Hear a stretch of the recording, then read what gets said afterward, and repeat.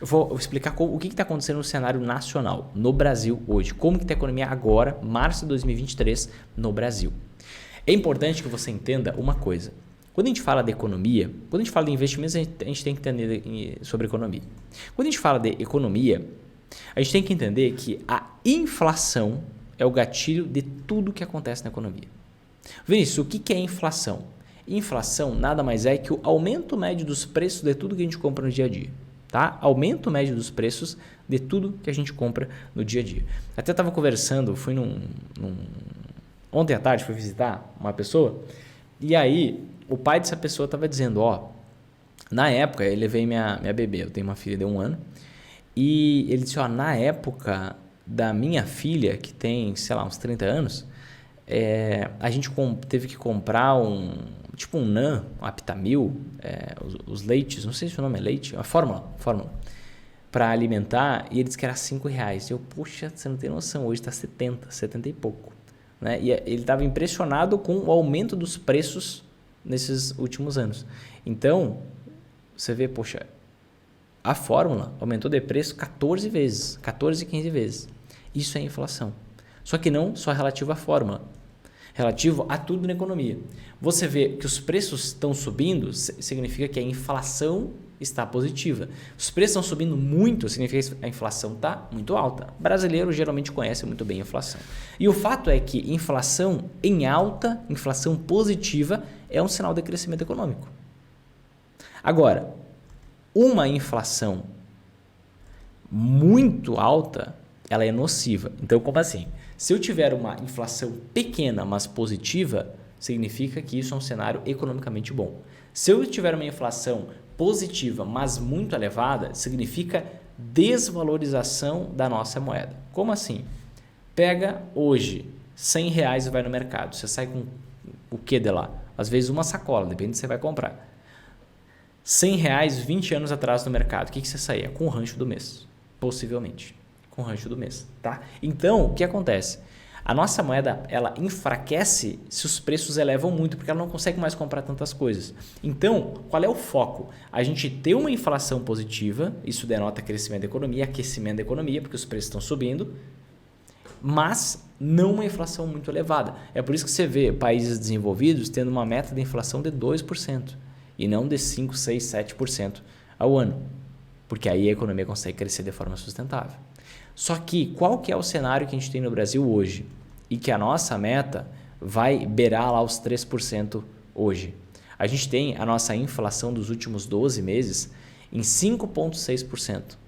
5,6%. Ou seja, os preços para as pessoas em média subiu 5,6% nos últimos 12 meses. Só que agora em fevereiro, recém foi divulgado, na última sexta-feira, foi divulgada a inflação de fevereiro. A inflação de fevereiro ela já veio acima das expectativas.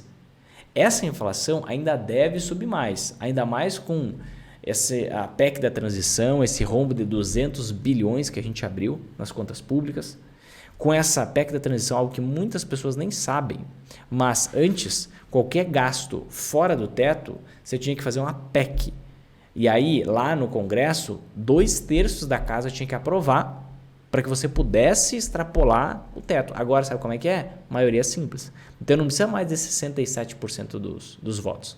Agora, você precisa de 50% mais um dos votos. É muito mais fácil aprovar novas gastanças. Já tem salário lá judiciário, legislativo sendo aumentado.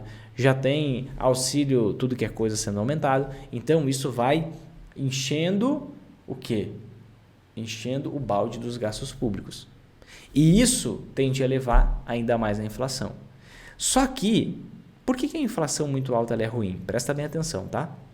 Inflação alta faz as pessoas conseguirem comprar menos coisas. Pensa comigo, você tem um salário, você tem uma renda, você tem um prolabore, você ganha uma determinada quantidade de dinheiro.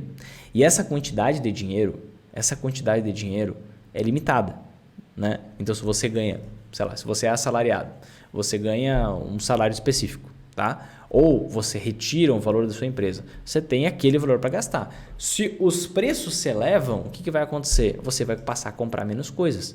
Então, quando você tem uma inflação muito alta, o nosso poder de compra diminui. Você ganha os mesmos R$5.000, por exemplo, só que você consegue comprar menos coisas. Se você consegue consumir menos, comprar menos coisas, o que você tem? A receita para uma crise. Então, vamos lá, inflação elevada faz com que as pessoas consumam menos, faz as pessoas diminuírem seu poder de compra e isso pode colocar o país em uma crise. E aí a gente tem outra coisa que é uma força contrária à inflação, que se chama taxa Selic. O que é a taxa Selic? É a taxa básica de juros na economia.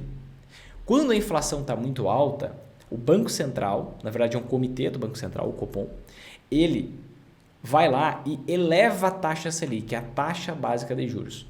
Por que ele eleva a taxa Selic se a inflação está elevada? Porque o objetivo dele é falar assim, ó, agora a nova taxa de juros está mais elevada. Logo, bancos, instituições financeiras, varejistas cobrem mais juros no crediário. Por quê? Porque a gente precisa fazer com que as pessoas parem de consumir para que a inflação pare de aumentar. Então aqui você tem mais uma força em prol da crise, em prol da recessão, porque a inflação está muito alta e é melhor ter recessão do que a inflação perder o controle. Porque se a inflação perde o controle, a gente pode viver aquele período de troca de moedas enlouquecido. Agora, se a inflação sair do controle. Agora, se você tem uma crise momentânea, você tem uma piora para depois você se estruturar e voltar a uma melhora econômica. Então, esse Copom, que é o comitê do Banco Central que define a taxa Selic a cada 45 dias aproximadamente, ele manteve na última reunião a taxa Selic em 13,75%. E com essas sinalizações de mais gasto público, com essas sinalizações de inflação em alta, ele até ameaça elevar mais a taxa de juros. Enquanto tem campanha para reduzir a taxa de juros, né? Difícil até citar isso. Mas como tem campanha para reduzir a taxa de juros, o que acontece? O que o Banco Central fala é, nós podemos inclusive elevar mais, porque não se fala em economia de recursos, se fala em mais gasto, injetar mais dinheiro na economia, se injetar mais dinheiro na economia, é mais inflação. Só que quando você tem mais taxa de juros, o que acontece? Você faz as pessoas pagarem mais juros por empréstimos, por financiamentos. Os empréstimos que as empresas e as pessoas já têm, alguns deles ficam mais caros. E aí são as empresas e as pessoas com menos poder de compra.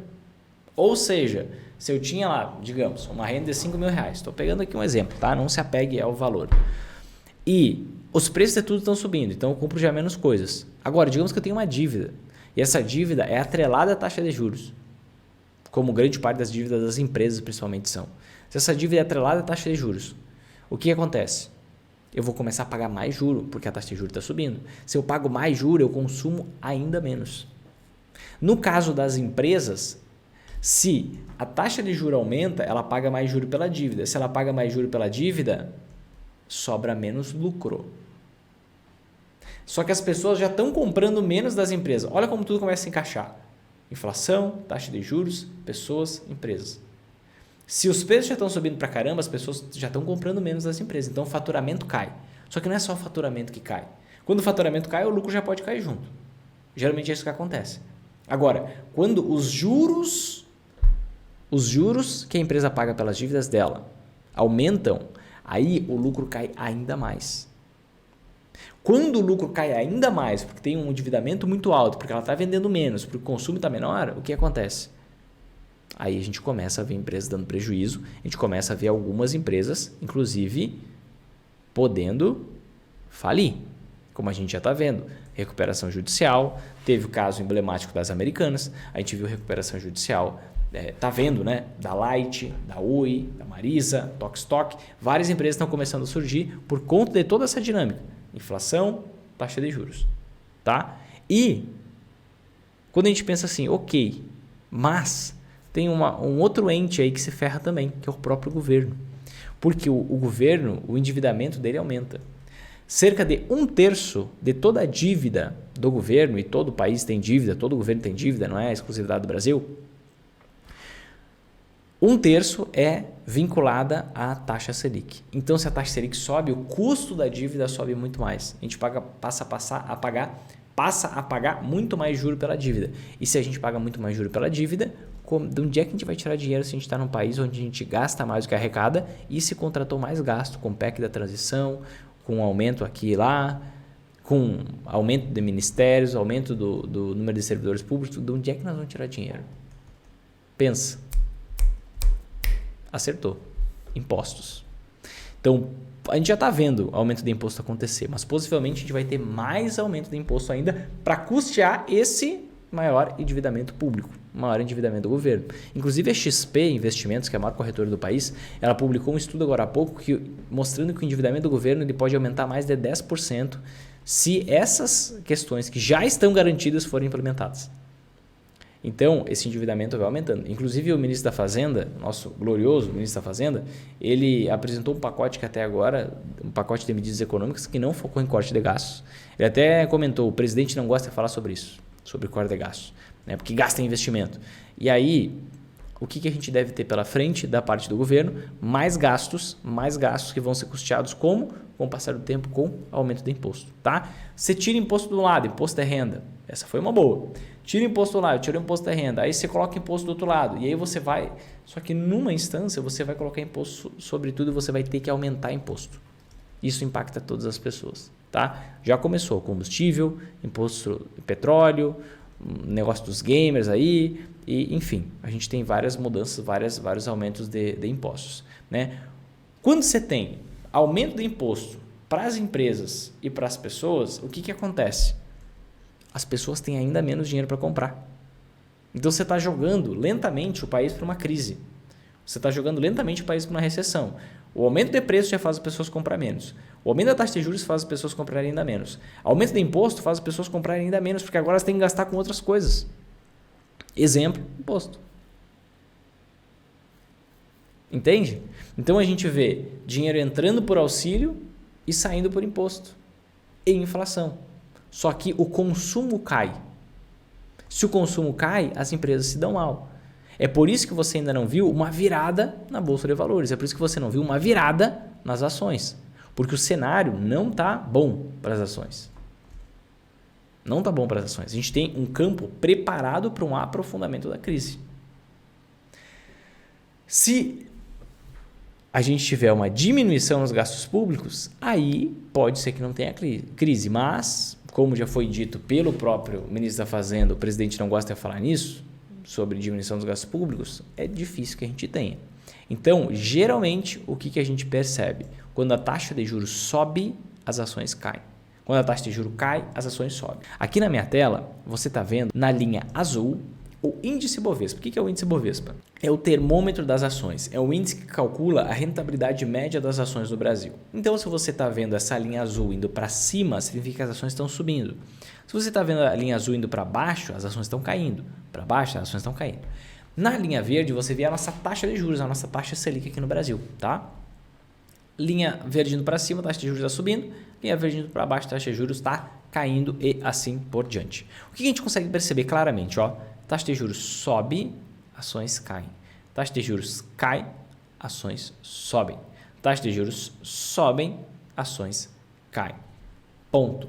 E depois que ela fica estacionada lá, ela continua caindo. Então, olha só, por longos meses ali, a partir de 2015, a taxa de juros ficou lá no topo, tá? E as ações continuaram caindo.